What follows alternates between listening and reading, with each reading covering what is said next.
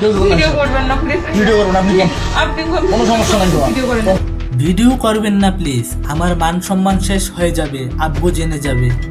গভীর রাতে কান্নাজড়িত কণ্ঠে এমন আকুতি করেছিলেন এক তরুণী।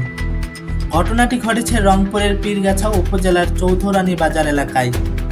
স্থানীয় সূত্রে জানা যায়, গভীর রাতে বাজারের অধিকাংশ দোকানপাট বন্ধ হয়ে যাওয়ার পর এক ঔষধ ব্যবসায়ী পরিচয় রঞ্জন মিয়া এক তরুণীকে নিয়ে একটি ফাঁকা ঘরের ভেতরে প্রবেশ করেন।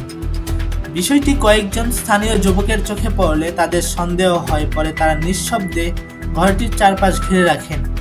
কিছুক্ষণ পর ঘরের ভেতর থেকে ধস্তাধস্তি ও চিৎকারের মতো শব্দ শুনতে পেয়ে স্থানীয়রা দরজায় হানা দেন। এই সময় স্থানীয়দের দাবি, তারা দুজনকে আপত্তিকর অবস্থায় দেখতে পান। হঠাৎ করে পরিস্থিতি উত্তপ্ত হয়ে ওঠে, আশপাশের মানুষজন সেখানে জড়ো হতে শুরু করেন।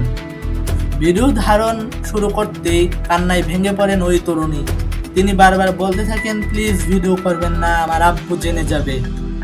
ভিডিও করবেন না প্লিজ। ভিডিও করুন আপনি কোনো সমস্যা নাই তো। ভিডিও করেন।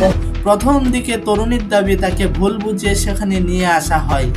আমাকে বলছে যে ঠিক আছে, এমনিতে যাব, আমরা কথাবার্তা বলবো, খাবো দাবো, চলে আসবো। ঠিক আছে, তারপর আমি বলতেছি আমার তো পরীক্ষা চলতেছে, আমি পরে যাব। ঠিক আছে ভাই। তবে স্থানীয়দের বিভিন্ন প্রশ্ন এবং তথ্য সামনে আসার পর তিনি নিজের ইচ্ছাতেই সেখানে গিয়েছেন তা স্বীকার করতে বাধ্য হয়।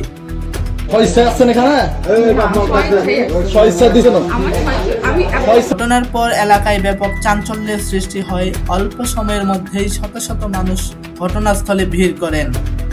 স্থানীয়দের অভিযুক্ত ব্যক্তি দীর্ঘদিন ধরে এ ধরনের অনৈতিক কর্মকাণ্ডের সঙ্গে জড়িয়েছিলেন। এদিকে খবর পেয়ে পুলিশ জানিয়েছেন প্রয়োজনীয় আইনগত ব্যবস্থা নেওয়া হবে।